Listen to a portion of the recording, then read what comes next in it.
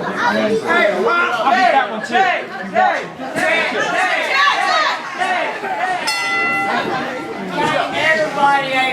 Cecil Scott as two champions tie up in the center of the ring. It is our very first main event of 2017. Some are calling it the battle for the future. Which rising star will shape the future of CWF Mid-Atlantic? Will it be the Rising Generation League champion Cain Justice or the International Ultra J champion Chet Sterling? Fans all over the world expect big, big things from both of these men in 2017 and beyond, but only one can lead our first main event of the new year with a win tonight. Absolutely, and I think it says a lot that the matchmakers at CWF apparently really saw something in Cain Justice after Battlecade, and he gets his first main event as a CWF competitor. He turned a lot of heads in that match with Dirty Daddy. Yes, he did.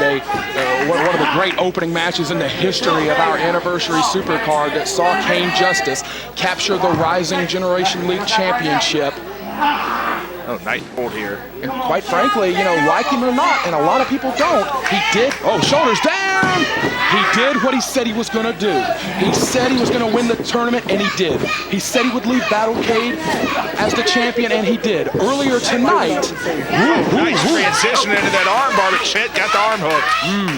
Earlier tonight, Cain Justice said he was the future. He can prove it tonight with a win over maybe the guy that more insiders than anybody else have picked to be the next breakout star from this part of the country, Chet Sterling. Is that a fair statement in your opinion? Absolutely. I mean, when people ask, you know, who is the most underrated guy out there, the kind of that under the radar superstar waiting to break out, everybody mentions Chet Sterling. You know, this is a guy that I think he's going in the right direction. He's adding the moves, adding the high impact moves. There's one extra piece, and I don't know what it is, that needs to be there, and I think he's going to be the next breakout guy. Let's not forget it was Chet Sterling who defeated Cedric Alexander in Cedric's last match on the independent circuit before he went to Monday Night Raw in the Cruiserweight division. Cedric Alexander's last match on the Indies was a loss to Chet Sterling after Alexander had vowed that he would take the Ultra J Championship with him. It was Chet Sterling who kept that prophecy from coming true. Will he keep another prophecy from coming true tonight? Oh, that the one that Cain Justice made earlier with CL Party when he said he was the future. Man, we got a little bit of a fight here. Right, and surprisingly, we got it covered. Chet has held his own on the mat with Cain Justice, and coming out of the dojo, we knew that was that's kind of his bread and butter, was the mat game and the submissions. And we see it right there. Honestly, more than anybody else, rookie or otherwise, very few people have the transition game that Cain Justice has, where he can transition into his holds and his submission holds. Yeah, the wrist trapped in a really neat way there, but Chet Sterling was able to wrestle out of it. Right, you can tell this is a guy that's been trained by Trevor Lee. Both of these young men have been mentored at different points in time by Trevor Lee. Of course, Cain Justice. Some of our longtime fans may remember. Oh, that's dangerous. That's real dangerous. Look at the shoulder. Look at the shoulder of Chet Sterling. That's real dangerous. Very impressive. I was gonna say our longtime fans may remember Cain Justice started as a referee. He went to wrestling school, wrestling training. Quite frankly, he felt like things were not progressing fast enough to his liking. So Cain Justice left the Mid-Atlantic dojo. Hold on, shoulders down. Only got about 1.5. Cain Justice left the Mid-Atlantic dojo, began training in judo and learning that discipline, feeling that it would make him a better all-around wrestler. And quite frankly, you can't argue with his success, as in what, just about 2.5 or 3 months worth of time, he became the Rising Generation League champion. Right, and you know, there's another guy who thought that the wrestling training wasn't going fast enough and that he could bypass the system. And he's in the ring in the green trunks right now. And I'd say things turned out pretty good for him. That's exactly right. In a lot of ways, the attitude, if not the ability, of Cain Justice mirrors that of Chet Sterling 4 or 5 years ago when we first saw him. He became Trevor Lee's apprentice. We would see Chet Sterling interfere in matches. He interfered in the main event of Battlecade 2 or 3 years in a row. He interrupted the main event of Battlecade and tried to make it about him. What we didn't know is all that time he was learning from Trevor Lee. He was picking up tangible tricks that he could use in his professional career. And yeah, you're right. His career has skyrocketed in the past 18 months. And we're going to see if this thing picks up a little bit. I think if it becomes a sprint, that will favor Chet Sterling. Nice athleticism there. A beautiful arm drag right back to the arm. And I'm going to make a crazy comparison. And I know wrestling Twitter is going to give me hell for this. But if you go back to 2003 or so, there was a young rookie by the name of Shinsuke Nakamura. And I see a lot of him in Cain Justice. They called him the super rookie back then because he was so advanced for somebody at his experience level, which is unheard of in Japan for a rookie to be placed in main events. And it's almost as unheard of in CWF for a rookie. We got a cross body. You very rarely see rookies in the main event in this territory. No cover though, no body-to-body contact. Great drop kick. Chet had the body-to-body contact, but he rolled off of him. He didn't stay with the cover. He planted that drop kick in his face, but now Cain Justice is trying to halt all that momentum. Absolutely. And just to wrap up my point, that's what I see in Cain Justice. Obviously, the matchmakers think highly of him to place him in this main event. And it wouldn't surprise me if he has moved up the card and facing some big-name guys by the end of this year. And Chet, we're seeing, where he's gained the experience, where he's not rushing out to fighter going for a dive. He's letting him take the count. And as soon as I say that, he goes outside, but I think he saw Cain Justice was out there stirring. Justice hiding behind, I think that's my junior booker he was just hiding behind out there. Nevertheless, Justice headed back in the ring. That kid's taking your job, brother. Swinging a miss. Ooh, nice European uppercut.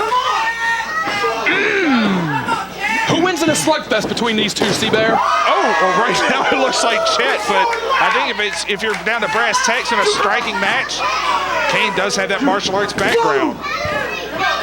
But judo is more of a submission, ground-based martial art. So it might be a wash, actually. Ooh, good thinking right there. That was an experienced movement. I think Cain is KO'd. Cover two. Deep cover. No. Really deep cover. But he's sinking in so deep on that cover, he actually pivoted Cain Justice's body and allowed him to get to those ropes. And we're seeing pardon the pun, a different Chet Sterling since the end of last year, since that Lee Valiant feud. Sterling may have rushed in with a little too headstrong there because Cain Justice may have tied him up here. Once Cain Justice gets that arm, he can change the game. Right, and as we've only seen that twisting a couple of times, but we've seen when he gets it, it's an immediate tap. Yeah, it's an immediate tap. It wrenches, it tears immediately. Maybe the most devastating hold that we've ever seen any rookie pull out in the entire time of CWF Mid-Atlantic here in, our 17th year. Right, and it's very rare. We see very few submission-based wrestlers that look strictly for a submission style. And there you see that arm was trapped. Dropped him right on it. That's an Aric Andrews special right there. Particularly unusual to see that style employed by a rookie wrestler. Almost unheard of that a rookie fancies himself and models himself and patterns himself as a submission specialist. You usually only see that if somebody comes directly in from like an MMA background, like a Matt Riddle or somebody like that. Where that's their game, that's what they know, and they kind of adapt the pro wrestling game later on. But Cain, it seems like he's blended the two seamlessly at a very, very rapid rate. That twist ending is so dangerous. It's like he took the AT lock and the stranglehold gamma and then added a Kimura to it as a cherry on the sundae. Man, that arm of Chet is damaged. Yeah, if Cain Justice had his bearings a little bit better here, he could really make something happen, but he's taking some hard shots himself. You see him trying to just get a hold of Sterling and stay in the fight. I think Chet wanted a DDT or a suplex there, but the arm is just gone. I think you're right. This is a huge opening for Cain. Ooh, Kimura? This is a huge opening for Cain if he had his wits about him. Gruesome move there. I don't want to be too speculative, but I think Cain Justice really got his bell rung here at some point, and he's trying to stall a little bit till those cobwebs come out, because this is a huge opening right here that he is not taking full advantage of. Right, and that's another one of those experience things. As good as he is mechanically and physically in the ring, it's the brains. We got another cover. The brains and the the whereabouts of knowing where you are in the ring, that only comes with more matches. Could be right. I mean, and we've said it many times about other rookies, and it's true. It's not a cliche. You only learn by doing. And Chet, I think, has found himself in a much tougher fight than maybe he expected tonight. He came off of one of the biggest wins of his career to face a rookie, and he may have thought it would be a little easier. Oh, half-hatch suplex. No, he got the arm.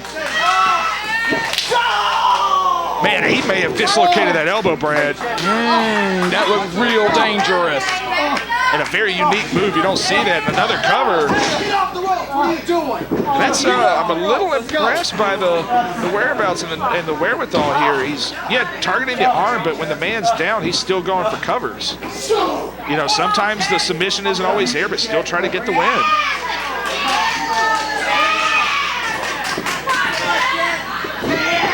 Sterling with the wherewithal to get out of the way. Ooh. Both of them caught each other.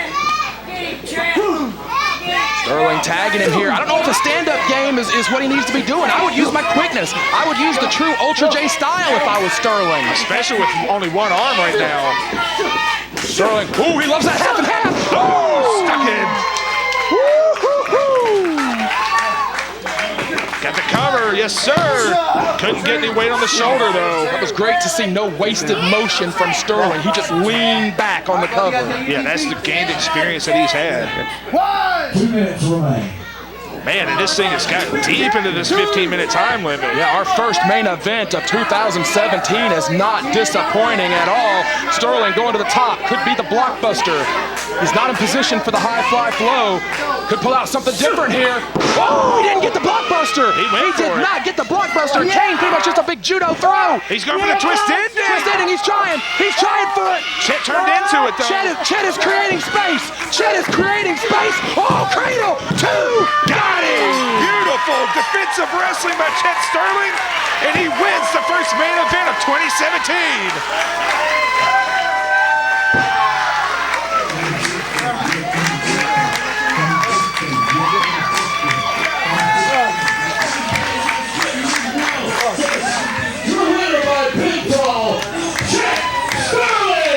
Cain Justice's time may come, but for right now, the future belongs to the Ultra J champion.